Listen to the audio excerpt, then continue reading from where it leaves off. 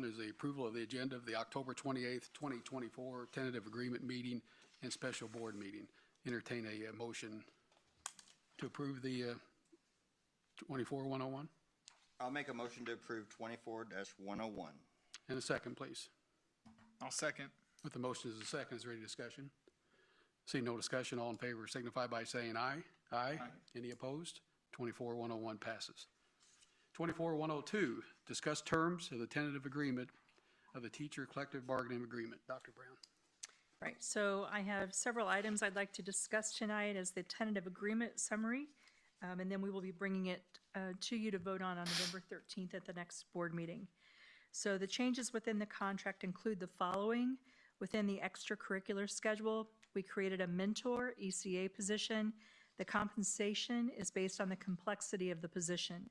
So the mentor leader is $1,000.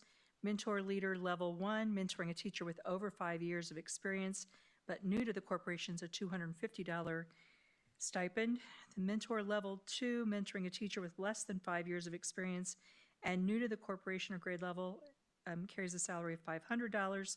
Mentor level 3, mentoring a teacher through a training program such as Bloomboard or a transition to teaching program, is $750, and that would be per year.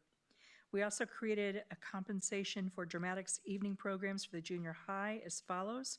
Dramatics evening program, 6th grade, there are 2 positions at $100 each. Dramatics evening program, 7th grade, 2 positions, $100 each. Dramatics evening programs, 8th grade, 2 positions, $100 each. We added elementary unified sports, 2 positions at $518 each. We removed the high ability coordinator because it's being paid for through a grant. We added an EL coordinator, 1 position, $650 a year.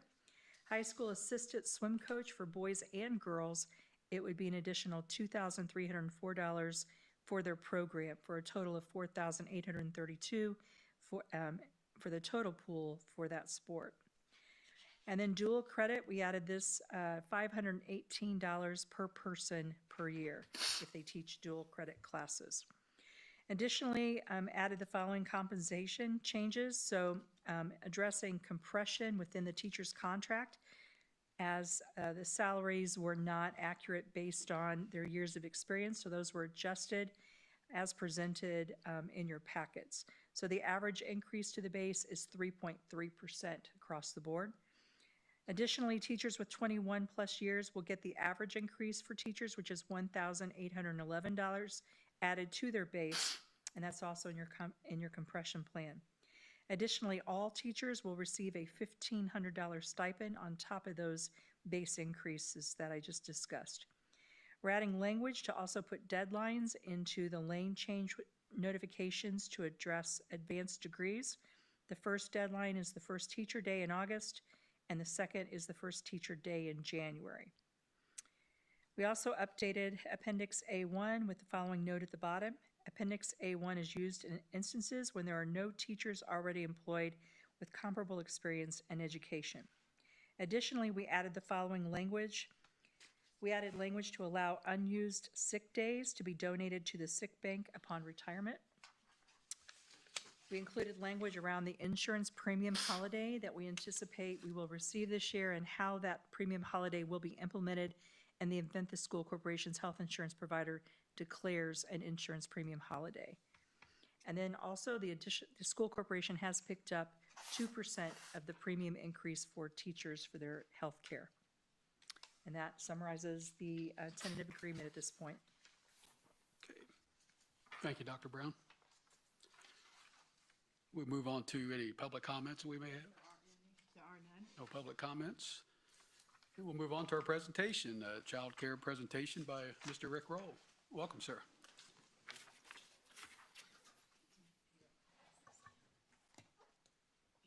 Everybody gets that stack. Okay. Everybody gets the whole stack. Thank you. Is that it? Yep.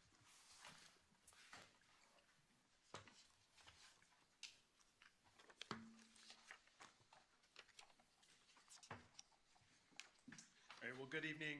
My name is Rick. I'm with ESOP Solutions. Thank you for having me tonight.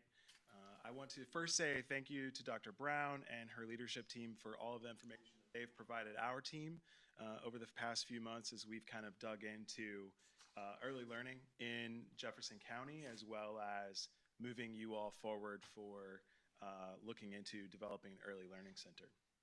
Can you hear me okay? All right. We'd like to start off by talking a little bit about why an early learning center. The first thing is it really helps to improve social skills. As children come into an early learning center, it helps them to interact with peers and other adults that are outside of their home. The second reason is it's linked to greater success in life. So when we look at data across the nation, we find that children who participate in programs are 25% more likely to graduate from high school and 4 times more likely to complete a bachelor's degree. Later, we're going to look at some data that's specific to Madison Consolidated schools that will reinforce just how successful children are when they participate in your program specifically. Another reason is that it gives caregivers the freedom to study and work. So those folks who have children at home are able to go to work, or they're able to go to school and free them up from having to stay at home with the children. In addition, there's an opportunity for reviewing health and behavioral issues of children.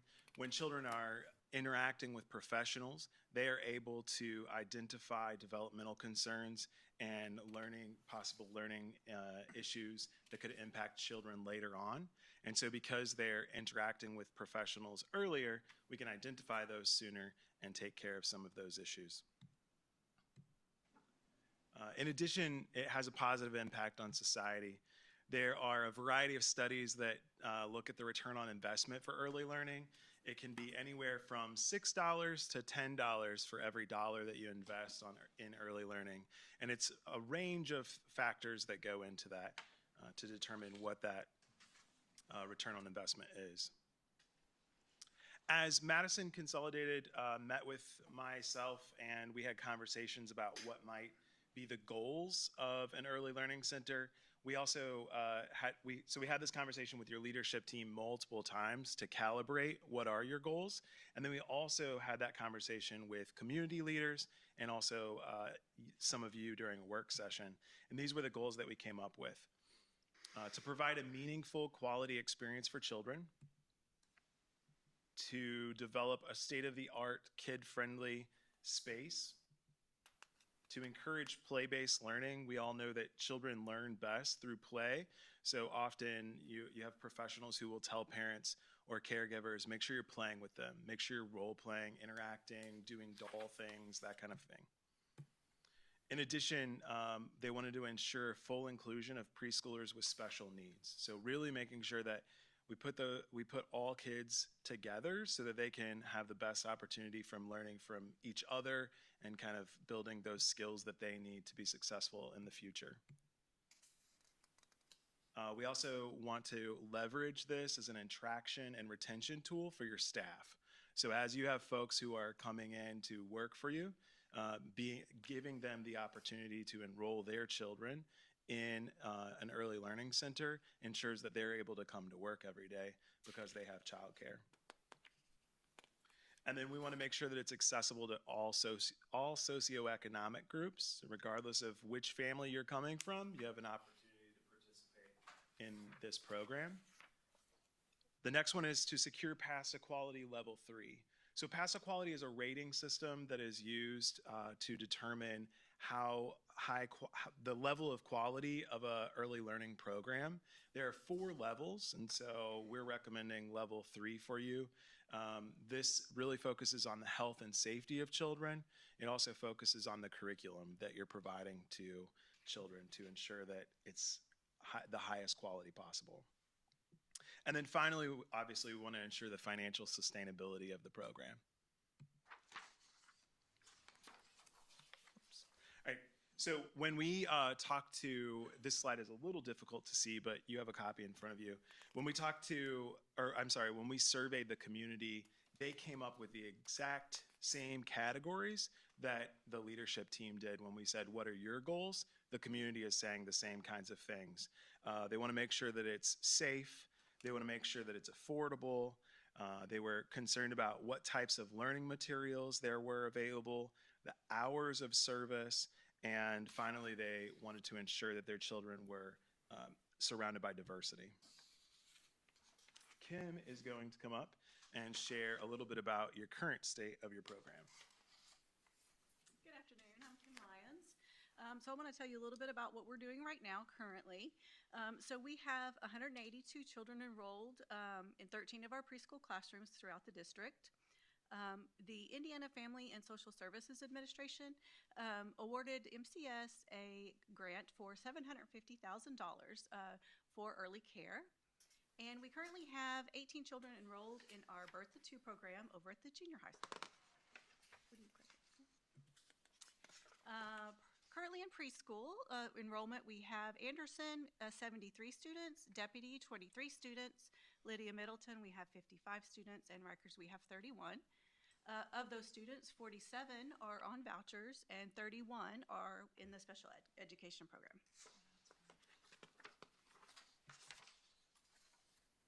Cuteness overload, sorry. Birth to Two pilot program, we have 18 children enrolled at the junior high. We have 6 in the infant room, 8 in the 1-year-old room, and 4 currently enrolled in the 2-year-old room. Sorry, you can't help but not laugh at that. So we focus on health and safety.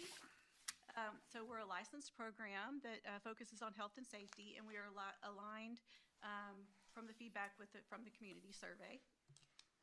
We follow safe sleep practices in our infant room. We maintain child-staff ratios, and we provide nutritious meals and outdoor play daily. For our program development, all of the children currently are staff families. We accept CCDF vouchers. And we are planning to expand to another 2-year-old room coming up in the spring. And that will provide spots for our industry partners.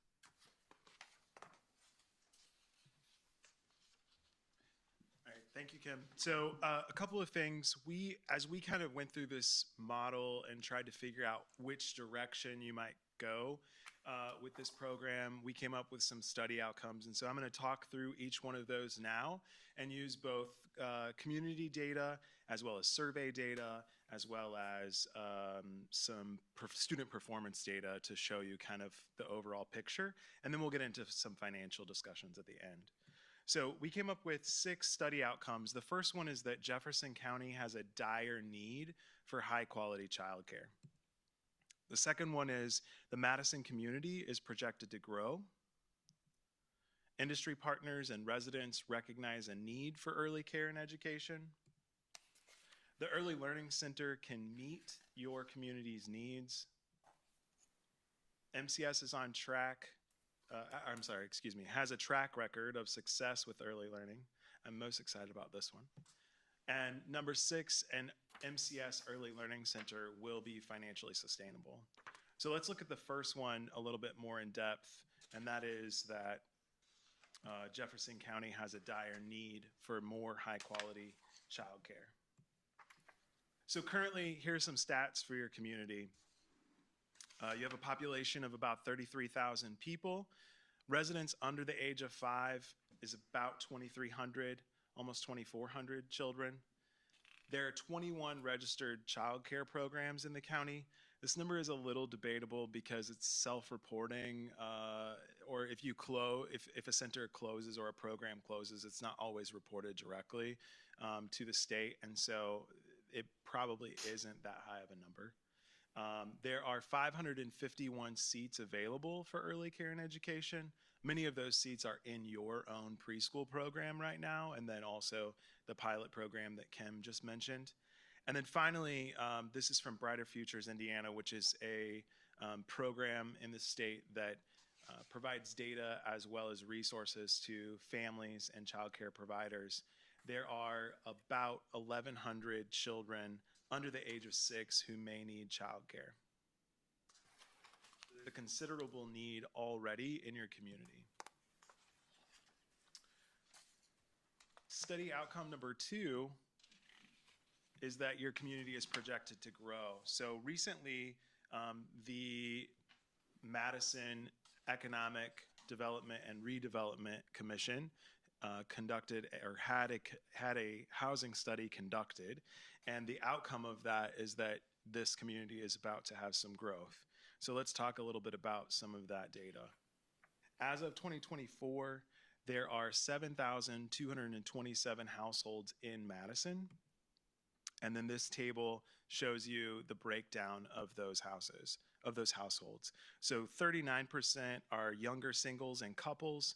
Traditional and non-traditional families make up about 34%. And finally, empty nesters and retirees are about 27%. So 3/4 of your population are younger singles or couples or traditional families. It's a considerable amount of folks. That younger couples and singles is an indicator that you have a lot of growth population-wise that could occur. In addition, there is an expectation from the housing study that there are 89 to 126 additional units per year for the next 5 years that are going to be built in the community. So that would total 445 to 630 units altogether over the 5 years. Assuming that some of those units have children in them, that's good for the work that you're doing, right? Certainly your enrollment has the opportunity to increase. Here's a breakdown of the different types of units that that they're projecting out will be a part of this housing increase. Rental units, or rental apartments, condominiums, townhouses, and detached houses. And the numbers there are beside them. All of those numbers are over the next 5 years. Study outcome number 3. There's a slight delay when I click it. Industry partners and residents recognize a need for early care and education. Over the past couple of months, I've had coffee with a lot of your community leaders, asking them what are their thoughts on early care and education, what do they feel like the need is, and they've all echoed the exact same thing. We have to have more. We need more. In addition, they've all echoed the same thing, that they trust that Madison Consolidated Schools will be able to make that happen. Recently, the leadership team, a few members of the leadership team, myself, Dr. Brown, and Tara, we all went to the Madison Industry Roundtable and met with some employers to have a conversation about the need for early care and education. During that conversation, many of them they were all really, really interested. We gave them posters so that they could encourage their employees to participate in our survey. We shared with them a little bit about the ideas that we have for the program, and they shared back their ideas for some of their needs. In addition, they participated in some site visits. They all expressed a trust that MCS would develop a high-quality program, and they were interested in creating partnerships to secure some of those seats for their own staff. And then finally, we encouraged them to explore the DCAP program, which is a program in the state of Indiana that is a flexible spending account for childcare. So it's a pre-tax benefit for employees that if the employer set that up, then that would be pre-tax dollars that they would, that you all would be getting for the childcare that you're providing.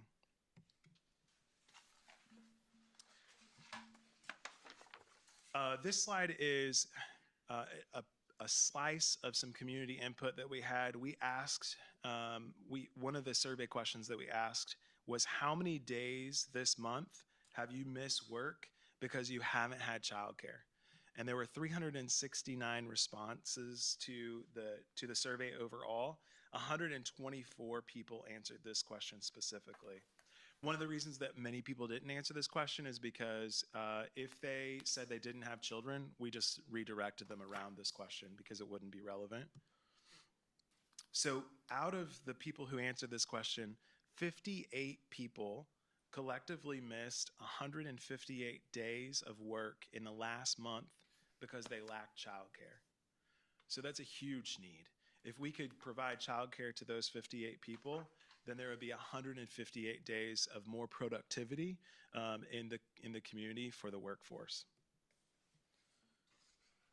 In addition, we ask them if they anticipate a need for childcare in the next 2 years for children ages birth to 5. 120 respondents anticipate that need in the next 2 years, which is great because that is a considerable number of people who are saying, hey, yeah, we're going to need some childcare soon, and you're going to be able to provide it. Study outcome number 4 is that the Early Learning Center can meet community needs. So we took a group of community stakeholders, industry partners, and some board members, as well as MCS staff, to visit a couple of centers. We went and visited one in Columbus, Cummins Early Learning Center, or Cummins Childhood Development Center, and then we also went to Shelbyville, Indiana, and visited Golden Bear Preschool. During the visit, we learned about facilities, learning environments, curriculum, outdoor spaces, tuition, and all about community relations and what that entails. The outcome, whenever we came back, we asked those who participated to complete a quick survey just to give us some feedback on what they felt like were most important pieces of that. That included child-focused environments, a natural outdoor space or indoor playground. Staff were passionate and enthusiastic. There was a lot of natural light. They felt like that would be important. A small door, low windows, and low-hanging wall decor for child access. The small door is the cutest thing you've ever seen. So in front of Golden Bear Preschool, there are adult doors on both sides, and in the middle, there's a little bitty door. It looks like something from a cartoon, and these little kids go into it. They open it themselves, and they walk through, and I actually went through it, but I had to duck. The child in me couldn't pass it up, right? Study outcome number 5 is that MCS has a track record of success with early learning. So let's take a look at some data for this one. A study in 2017 indicated that preschool participation can reduce special education placement by 8.1%, and it can increase high school graduation rates by 11.4%. When we look at the data from your district to support this, we find that you have a high number of kids who are enrolled in your program. It's usually about like 25, 28% of kids who are enrolled in your preschool program. So we dug into how they perform on standardized assessments. You ready? You're already looking at it. No, don't peek. Don't peek. All right. So when we look at iRead 2 results, this is the state standardized assessment that second graders take. This is an assessment that measures their ability to read and comprehend text. When we look at those students who attended MCS preschool, almost 56% of them passed the iRead 2 assessment. When we look at those students who did not attend MCS preschool, it was about 51%. So about 4% higher if they participated in your preschool program. When we look at iRead 3, the iRead 3 assessment, this is for your current 4th graders. When we look at that number, 95% of the kids who attended your preschool program passed the iRead, compared to 70% who passed and if they did not attend. And then when we look at iLearn has 2 components. It has an ELA, it has more than 2, but it has an ELA component and a math component.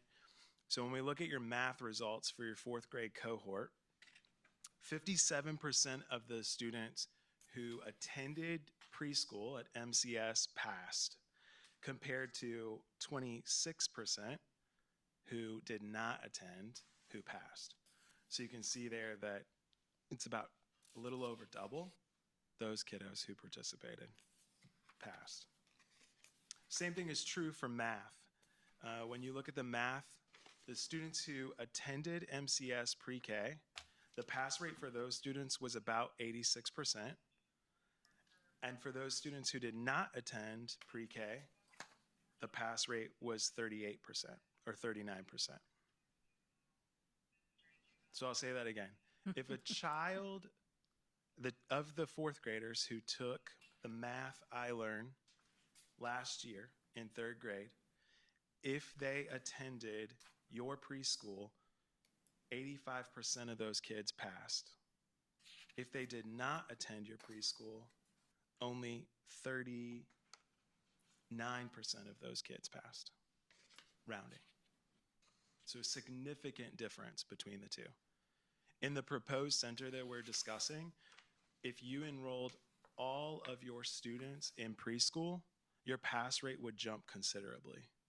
And one of the first meetings that I had with you in here for a work session, for a public work session, we were talking about pass rates and the fact that y'all want to be one of the top schools, if not the top school district in the state of Indiana. If this data rang true and you enrolled every child in preschool, you would be able to do that pretty quickly. In fact, when we ran the numbers, your pass rate would look like this. If you had 100% preschool attendance, so 100% of your students enrolled in pre-K, your iLearn math pass rate would be almost 86%, and your iLearn ELA pass rate would be 58%. Finally, we looked at, so I think you should give them a hand. They're doing a lot of work.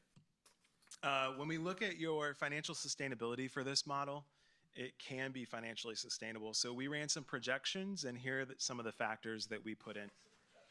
The first thing was class size. One of the things that we know about early learning centers, we've done this, we've helped several districts around the state open these centers and get this up and going. One of the things that we know is that you need to leave a little bit of wiggle room. You don't want to fill every room to capacity, because you need to be able to move kids in and out as you need to. Although your infant room, you can only have 8 infants, we always keep that one full. The number of rooms that you want to have, you can't have a center that's all infants because the cost effectiveness isn't there. And so we factored that in as well. Weeks of operation, you have options there. You can do school year, you can do year round. The private pay rate, so this is the cost to just the general public. What will your employee discount look like? Child Care Development Fund vouchers. This is a program that makes childcare more accessible for all families. It's a federal program. It's administered in the state of Indiana by the Family and Social Services Administration, or FSSA. These vouchers are wonderful because if a family is working or going to school, but they don't quite make enough to pay for childcare, the voucher can help offset the cost of that. Finally, we also looked at your special education numbers. Again, one of the goals was to provide seats for your special education students within the program. We also took a look at staffing and salaries. And finally, we looked at revenue. What's the bottom line on this going to be? So this is one of the projections that we ran. Going down the side, you'll see the number of rooms. And so we worked with Kim to figure out what the number of rooms might look like, or what that breakdown might be. As you can see, there are fewer infant and toddler rooms.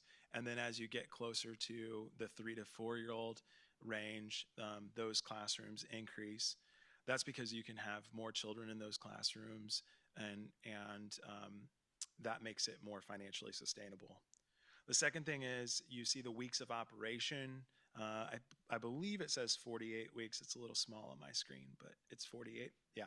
So 48 weeks of operation would be a year-round program that allows you to close the facility for a couple of holiday weeks, and then also some professional development time for the staff, as well as allows the facilities folks to come in and do that deep clean that we really appreciate that they do in the summertime. The next thing is the private pay rate, and these numbers you're able to manipulate and see what happens as you raise that. The reason that the infants and toddlers are more expensive is just because it costs more to provide care to those children. The ratio of staff to students is much lower for infants as compared to preschoolers, as to be expected. The next component is the employee discount rate, and so you can manipulate that rate. We have it set at 33%. That means that they would get 33% off, or the cost would be about 2/3 to your staff compared to the general public. The next section is the count. That count is based off of your preschool. Your preschool number is kind of a projection, but the infants and toddlers, that is based off of your actual current enrollment. And then there is the employee rate that's calculating off of the discount. And then the voucher rates, those are set by the state of Indiana and increased periodically. The next portion is at the very, very bottom, you'll see the number of special education students that are involved. Those children are free of charge to the families to participate in your program the way that this model is set up. Okay, that doesn't necessarily mean that you have to do that way in the end, but that's the way the model is set up. There are 30 seats set aside in the projection for that. Currently have 31 special ed preschoolers in your program. And then, yes, So today, we have 106, because we're not looking at doing deputy as far as the preschool, okay? But if I take the other three, that's about 160 students, plus the special ed, that's 190. And what I'm looking here is 301. That doesn't leave a whole lot of kids or seats for the 0 to 3-year-old. right. So the infants can only have 8 children in a room. The 1-year-olds, 2-year-olds, they can only have 10 children in a room. I get that, okay, but I would think that, and I'll just use preschool as an example. If we have 160 preschoolers now that are 3rd and 4th grade, that's basically 80 each, okay? Okay. So if I'm looking at 0 to 1, 1 to 2, 2 to 3, in my head, I'm thinking each one of those could be 80 each. Well, it certainly could. I guess it would depend on how large of a facility you would be willing to.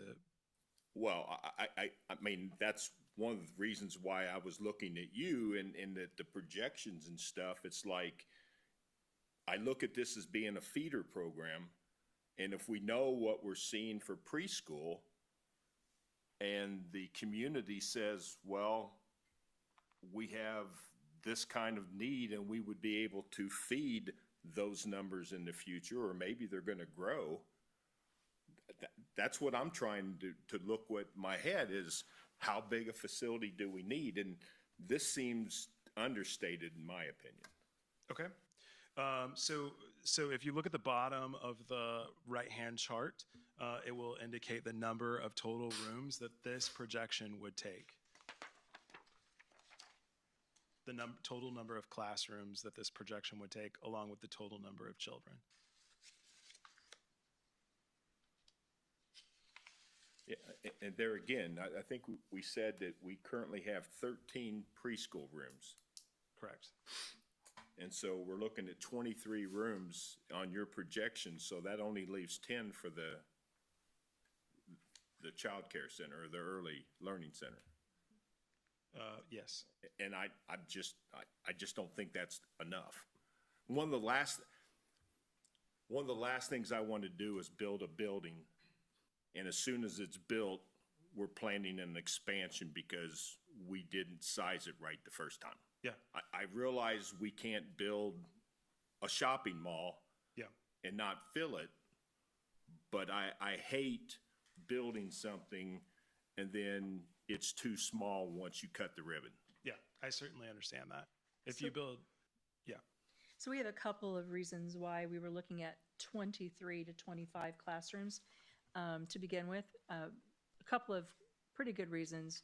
One, just to build the facility, 23 to 25 classrooms, based on what we're hearing from people, and these are way rough because we don't have cost estimates yet for us. That's kind of a next step that we'll talk about in November.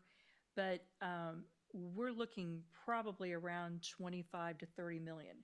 We don't want to go above that. We're going to talk about the financing in a bit with the people from Baker Tilly Nice Miller, but we're trying to stay within a range that financially makes sense for us to take on debt, which they'll kind of explain. The bigger it gets, obviously, the more that's going to cost. So trying to kind of keep it within what we think are our financial boundaries would be one reason. The other thing is, and Rick has shared just sort of a rough tool with you that we've been using and trying to determine what makes sense as far as what we would charge, how much we pay staff, what our costs are, again, to make it financially sustainable. And so while I absolutely agree with you that we may need more than 10 infant and like birth to 3 rooms, those are very expensive. And it's hard to be financially sustainable with the ratios required for those classrooms. So you have to be careful with the balance in order to make it to the point where you can even like zero out. I'm not talking about making money, but just to stay so that we're neutral, cost neutral. We have to watch kind of our numbers that we're putting in those classrooms. And really, it's like the 3s and the 4s where we can have some more students that makes it so that we can maintain it and sustain it. We want to build a facility that's, safe and beautiful and meets all of our kids and communities' needs, but we need to be able to keep it going too financially. So those are the 2 factors right now that are kind of influencing what we're proposing. One thing that we are talking about a lot, though, is that it's important to make this facility, if we choose to move forward with it, one that we're planning for the future, so that we say in 3 to 5 years, maybe we do build another wing at that point. So we want to definitely create a situation as we're building it that we have the ability to add on to it. If we wanted to bring kindergarten over in the future, to create, again, more space for elementary, we could. If we want to move 5th grade back to the elementaries. So we want to create some options down the road in the future by how we construct this from the very beginning. So to your point, yes, we think we'll need bigger maybe down the road, but we have to kind of build it at scale that we can afford now and then plan for the future. Okay. If that makes sense. Yep. So the left hand, or I'm sorry, the right hand side of that projection walks through the expenses for staff, and there you will see that's where the revenue number comes from. It's important to keep in mind that the revenue number doesn't include a couple of things. One is staff benefits. That number is variable and depending upon which staff take benefits. We do have some projections about what that may be, but it's difficult to put it down in there. The second thing is the cost of the utilities, and so we would defer to the architect for what the cost of that might be. But certainly in this model, the revenue allows for some wiggle room. In projection 2, the only difference here is we take it from a year-round program to a school year-only program. I would not recommend this model for your entire center, strictly because you're going to have a lot of families who need that year-round care. Not all families are able to take the summer off and spend with their families, although certainly there are centers that allow for year-round or a school year model, depending on which one the family wants, and then they restructure their staffing during those summer months to allow for that and allow for that cost savings. And then the third one, the difference here, this is an example of exactly what you were speaking to, which is increasing the number of infant and toddler rooms and decreasing the number of preschool rooms in the facility. And you can see just that small change in the first box, the difference that it makes in the revenue, which would make it difficult to operate a center and stay, out of the red. Do you have a school resource officer put into the financials for this? No, sir. We talked about perhaps having Jacob's office be located there, because right now he kind of floats, and he's in town, so that would allow us to have somebody, yeah. Okay. There's a director, a nurse, custodial staff, administrative assistants, as well as lead teachers and assistant teachers.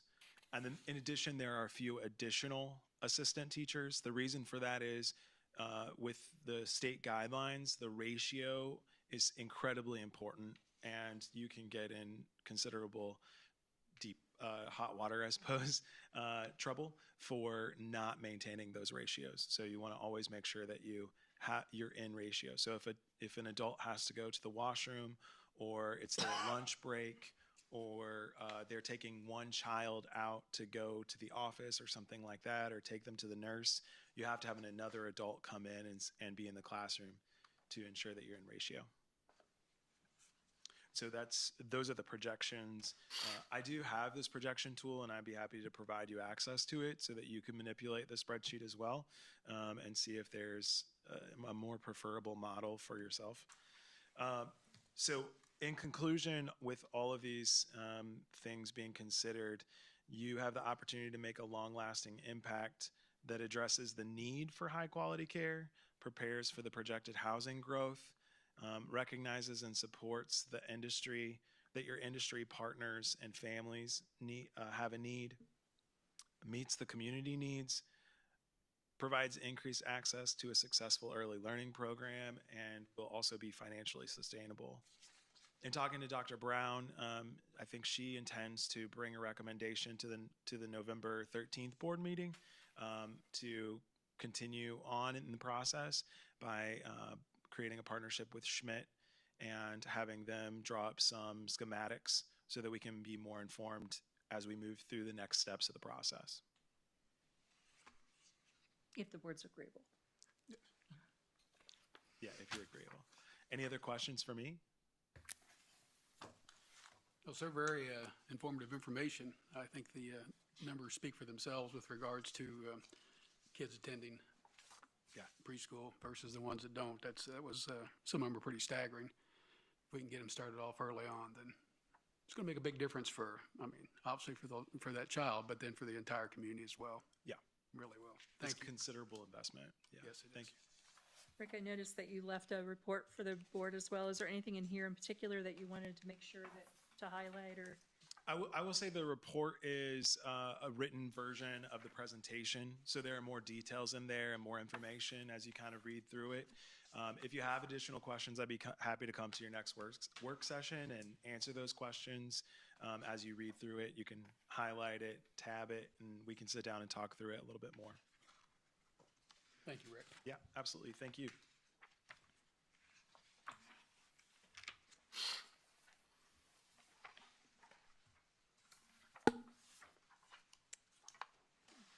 I think Jason Tansel from Baker Tilly is going to talk a little bit about the funding behind.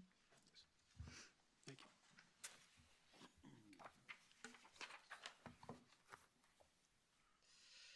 you. Good evening, members of the board. Superintendent Brown, thank you for having me at tonight's meeting. My name is Jason Tansel with Baker Tilly, and we represent the school corporation as your municipal advisor. So now that we've had an opportunity to hear about this early learning center and the potential need for this project, my role here tonight is to provide a very high-level overview of how the school corporation might potentially pay for this project through the issuance of a property tax-supported bond. It's important to understand that bonds are typically pursued when an entity does not have the cash on hand that it would need to pay for a project. And in Indiana, the primary funding sources are state tuition support that goes to the education fund and property taxes. These property taxes are used for the school corporation's debt service fund, and they're used for the school corporation's operations fund. And so with that in mind, knowing that potentially an avenue to pay for this project is a property tax supported bond issuance, I would like to provide a high-level overview of where the school corporation is today in regards to its debt service fund and how the debt service fund would potentially have the ability to bring on a property tax supported bond, replacing payments as they mature and not increasing the tax rate of the school corporation. Also important to keep in mind that because we are still waiting on cost estimates, as Dr. Brown mentioned, we haven't provided any sort of proposed bond financing in this presentation. This is just to understand that where we are today and the potential to bring on a property tax supported debt if that is the board's decision. So I do have a very, very brief presentation here that does provide this summary. I will skip this slide because I think the visual is a little more easier to see from the TV screen here. But you can see here that the school corporation currently has 6 bonds that are outstanding that are payable from its debt service fund. Each bond is represented by its own individual color, and you can see that that very first bar in its totality is just under $5 million, and that is this year, 2024. The second bar is next year, 2025, and thereafter, 2026, is a decline in the debt service payments, and all debt is being repaid by 2031. Now, to the extent that we were to see decreasing debt service payments, we would also anticipate a decrease to the school corporation's debt service tax rate. So currently, the total tax rate of the school corporation for 2024 is 98 cents. You're right below the state average. State average tax rate is about $1.05. The median is 99 cents. And so the school corporation is currently, right next to the median and a little below the average. And then so thinking about its debt service fund tax rate, potentially here looking at 2026 with the potential for the tax rate to decline, these maturities there, those pink bars, come to maturity in 2025. And so the school corporation has the ability to potentially replace these payments with a future bond issuance by 2026 if it feels it was necessary to do so. Also, just important to keep in mind that the school corporation, all debt is repaid within 8 years, and I think this is a fortuitous position to be in. We're on a lot of rating calls with Standard & Poor's, Moody's, of the like, and amortization that is within 10 years of maturity is deemed as rapid.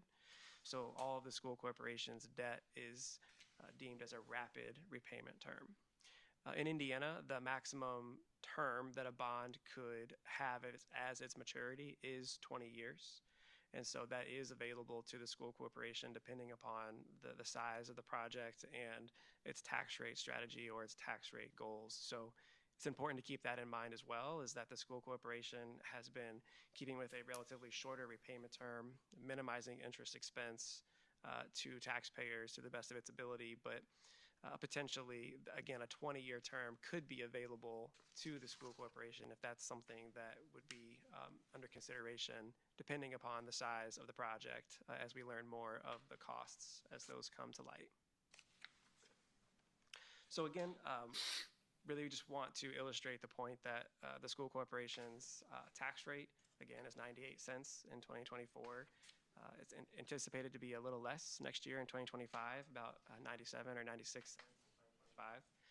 And again, the school corporation has all debt repaid by 2031, which would mean that in theory, if all debt was repaid, the debt service tax rate would be 0. So you have the ability to replace some of these payments if it's deemed necessary.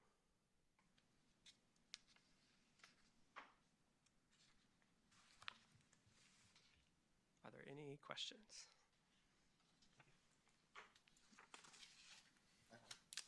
See none, thank you. Thank you very much.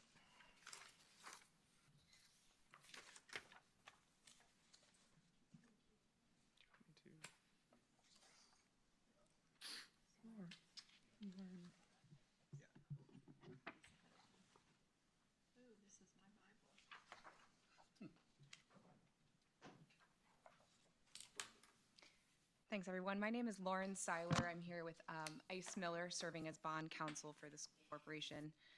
What is being distributed to you now is a example timeline of if you all choose to proceed with issuing bonds to finance this project.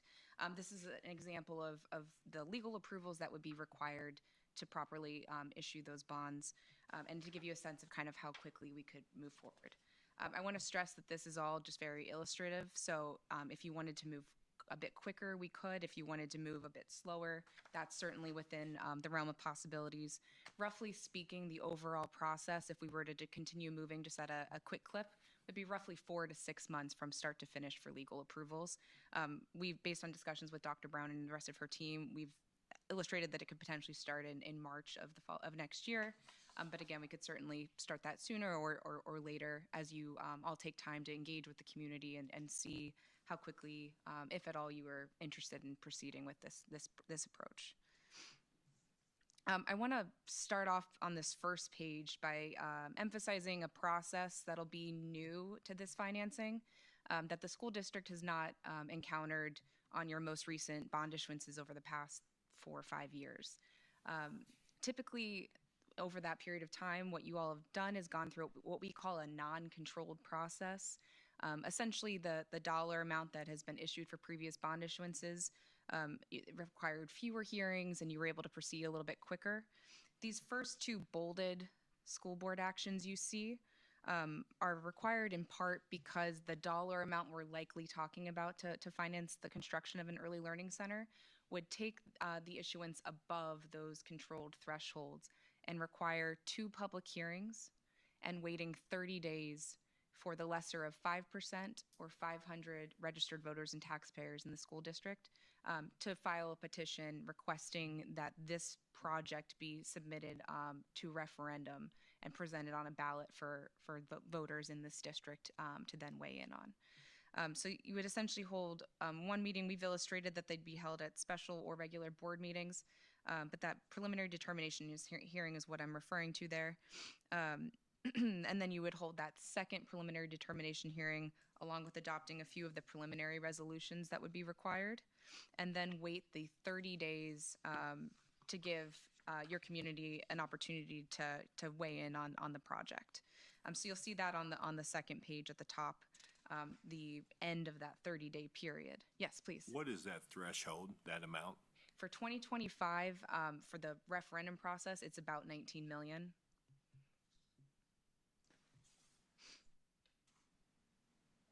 And so to Dr. Brown's point, we don't quite have the construction estimates to dictate for sure, what the costs will look like, but it's very likely to be above that threshold.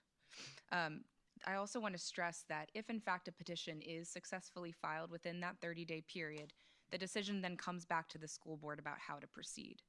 So you are not obligated by any means to proceed to a referendum or ballot.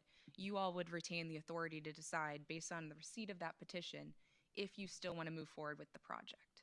If you did and there was a successful petition filed, it would go to the next election, be put on the ballot for the community to weigh in.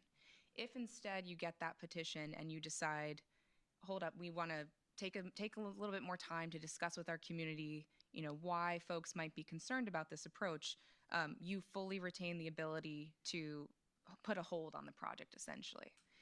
Under state law, if that petition is successfully filed and you elect not to proceed with the referendum, it does put the project on hold for 1 year. So you essentially would be delaying the potential construction dates of that building by choosing to kind of take a step back and re-engage with your community. But I did just want to stress that just if in fact a petition is filed, that in and of itself does not obligate the project to go to ballot. Any questions about that controlled process? Because that is, again, different from how we've done your most recent bond issuances in past years. And this is new? It's not new. It would be new to this particular school corporation. We have school corporations across the state that engage in these 2 hearings and 30-day process on a fairly regular basis. It's very common throughout the state, just based upon project costs and how they tie into those thresholds I mentioned earlier. But with respect to you all, this would be a relatively new process just because you've been able to issue bonds for a slightly lower amount. This would be a rather larger project than what you've done in most recent years. I guess I was under the assumption that as long as our tax rate didn't increase, that we didn't have to go through the referendum process. Yes. But what you're saying, that's not true. No, thank you for clarifying that. So the 30-day period is that wait period to see if a petition is successfully filed. Again, that's the lesser of 5% or 500 registered voters and taxpayers within the school corporation would have to sign that petition, file it with the county in order for that petition to be quote unquote successfully filed. If that does not occur within that 30-day period, then the project would not need to go to referendum. you could proceed. If you see on the second page, we kind of have the yellow box there. All the steps kind of following that presume that no petition is successfully filed, no ballot initiative would be required. At that point, you would have the public's support from a legal perspective to proceed with the project. And then, as I'll mention in a minute, there's a few more steps the school board would need to take to authorize the remaining legal steps. But at that point, you would not be required to put the project on a referendum. But thank you for clarifying that, because That was my understanding as well. I was thinking, same as Thank Mr. Scott, I thought that. thank you for asking. I appreciate that question. Any other questions about the controlled process? Okay. Hearing none, then I just want to also focus on kind of what follows after that yellow box. So again, this presumes that no petition successfully filed, that the public is kind of demonstrating their support for you all to proceed with the project. You'll see there's two more school board actions, sets of school board actions that would be required. And that is a little bit different again from the bond issuances you all have done most recently in 23 and 22. The last 2 years, you all have issued what are called general obligation bonds. Those are bonds issued directly by the school corporation. And in this instance, we would actually be taking a different structuring approach because of the dollar amount that we're talking about. So under the state constitution, school corporations are limited to how much debt they can issue in the form of general obligation bonds. For this particular school district, it's what the actual capacity is would be subject to when you would be issuing and how much debt is outstanding. But the limit itself is well below that, roughly $25 to $30 million amount that we're talking about. So in this instance, unfortunately, general obligation bonds alone would not be sufficient as a structuring mechanism to issue the bonds. So we would use the alternative mechanism, which we call a lease financing. This school corporation has done that most recently in 2021 and 2020. So it's not anathema to the school corporation, but just not something that you all have done in most recent years. So I just wanted to reiterate kind of what that process looks like as well. Essentially, under a lease financing, you would engage what we call a building corporation. Those folks, again, have helped you with some of your past bond issuances, but they would be involved in a lease financing here as an on-behalf issuer for the school corporation. They would actually be the entity issuing the bonds to the investors. Essentially, the school corporation would lease a facility from that building corporation. The school corporation would levy property taxes for debt service and would use those property tax dollars to make lease rental payments to the building corporation. And the building corporation would in turn use those lease payments to then pay principal and interest to the bondholders. So this again is a mechanism that allows the school corporation through the building corporation entity itself to access dollars in excess of the constitutional debt limit to finance larger projects. It's a mechanism, again, that you all have used in relatively recent years, and it's very frequently used throughout the state by other school corporations as well. But just, again, something that is a little bit different than the general obligation bonds that we've done most recently. So you'll see in that second page that we've labeled for June 25, but again, could change. But the school board initially, after that 30-day period, the first step would be approving the form of that lease agreement that would basically govern the structure of that lease financing, and a few other resolutions essentially just reaffirming the need for the project and authorizing and instructing the building corporation to in fact serve as an on-behalf issuer for the school corporation. You then, on the following page, you'll see we have that building corporation action listed there at the very top. Again, that building corporation would not take any action and would not proceed with issuing any bonds until and unless they have the authority and direction from you all on the school board to do so. But they would the building corporation would need to meet at least once to make their own authorizations to proceed with the bond sale. And then you'll see there the final school board action would be actually holding a hearing on the lease financing structure, holding a hearing on, if necessary, the appropriation of any dollars from the bond sale that would come through the school corporation's accounts directly, and then adopting some of those accompanying resolutions. That would be the final official board action that you all would need to take to properly authorize the actual bond sale itself. But I want to emphasize a few other things. at each of these hearings, the two we talked about before the 30-day period and the two hearings or the two board meetings we're talking about after the 30-day period, at all those times, the board would be setting maximum financial parameters that Dr. Brown's team and Baker Tilly would work together and with the design folks to make sure that we've kind of satisfied whatever, again, your goals are financially and whatever the needs are financially. But the actions legally would be setting those maximums. At every time until the bonds are sold, the school board would retain the ability to issue or to come down from any of those parameters. You can never exceed those once you set them without redoing these legal steps again. But at all times until the actual bond sale, I just want to emphasize you will retain the ability to kind of come down from those amounts. So if you end up finding out, get more information that it'll cost less, or that you just have different preferences for how you want to manage the financial process, you'll retain that ability to lower those amounts along the way. The other thing too is, and the construction team can get into it, but even once the bonds are sold, you all will be involved in reviewing those contracts and bids and working with Dr. Brown and her team to actually proceed with the construction project. So I just wanted to emphasize what we're illustrating here are just the legal steps with respect to actually issuing bonds to finance the project, but you all certainly will be involved to continue your authority, your authorizations and approvals throughout the construction process as you would for a different financing as well. So you said, I just want to make sure I understand, the maximum amounts, we can't go higher, but what about the terms? If we started out thinking that we wanted this type of terms as far as years, and then as we go on, how does that impact this?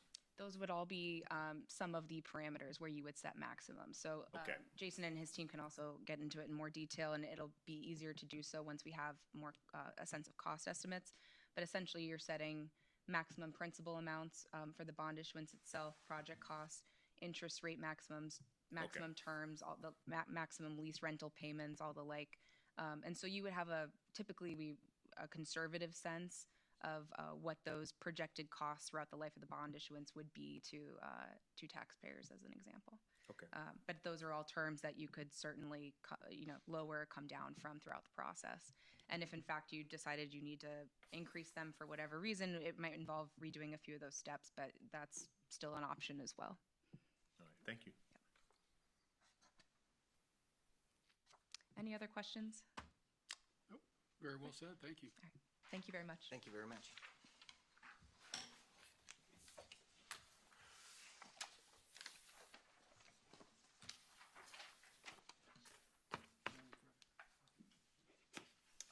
That concludes the presentation for the Child Care Center. Okay. Again, we appreciate everybody's time, and a lot to absorb there, but I believe there's certainly a need in our community, so hopefully we can get to that point, but thank you for your time. We'll open it up to board member comments. I'm going to start off, if that's okay. The Madison Consolidated Board of Trustees are elected individually and nonpartisan. Actions and comments by a board member are solely that member's thoughts and does not reflect the opinion of other members. At our regular October 2024 meeting, in which I was absent, Vice President Scott gave his personal thoughts on an upcoming board election, in which 3 candidates are vying for 2 positions. According to the Board of Trustees policy, each member shall avoid giving their political views, in quote, playing politics, while acting in their official capacity. Mr. Scott failed to follow this policy by endorsing 2 candidates. Vice President Scott has expressed his deep remorse for his oversight and does wish to address the matter tonight. Before we move on to Mr. Scott, Mr. Bentz, do you have any comments? Got to get away from that though. Just to say, like, the Harry Potter, if you haven't seen it yet, it's fantastic. The Harry Potter play. It's 4 more shows next weekend. Friday night, Saturday day, Saturday night, Sunday afternoon. That's a great opportunity to go support our school arts program and Mr. Kelsey and what they're all doing. Our fall sports is finished up. I think we won 3 or 4 sectional titles, which is fantastic for our sports program. So congratulations to them, and good luck to the football team this Friday as they look to hopefully make their first sectional championship game since 1992. All that being said, just kind of what we heard. Thank you guys all for the information on the future child care center. I'd be hesitant and I'd be shocked to see Madison's population grow at the rate they're saying. So I think as a board, we really need to consider hard. I mean, I know, Mr. Scott, you were concerned about not having enough. I'm concerned maybe we're overlooking, so really kind of look hard at those numbers. My 2 minutes of research up here says predictions are for a -1% birth decrease over the next 7 to 8 years, a stagnant population growth. So 100% we need a child care center. 100% we need to make sure we have the best offerings for our preschool, our 0 to 4-year-olds. And I'm a big proponent in if we have facilities, we can grow our school and convince people to come in. But we want to make sure that we don't go too overboard with that housing projection. I just think that's kind of way over what I've ever seen in Madison. So that's it. Thank you. Thank you, sir. Mr. Story. I hope we get more housing and stuff. It's really difficult to get the housing. I know they're doing supposedly a new apartment complex going in, so hopefully that gets going because I know it's really hurting right now with the housing. But did not go to see Harry Potter this past weekend. I spent yesterday watching the movies and stuff. So I'd never watched them before, so I'm actually going this weekend. Still a little confused about it, but my uncle went and said it was fantastic and stuff. So I'm really looking forward to that. Ready for winter sports to take off. It's hard to believe it's happening this fast. We're already almost to November. And thank you, John, and I'll turn it over to Mike. Mr. Scott. 26 days ago, during our last MCS board meeting, I made a significant mistake by expressing my opinion on the upcoming election.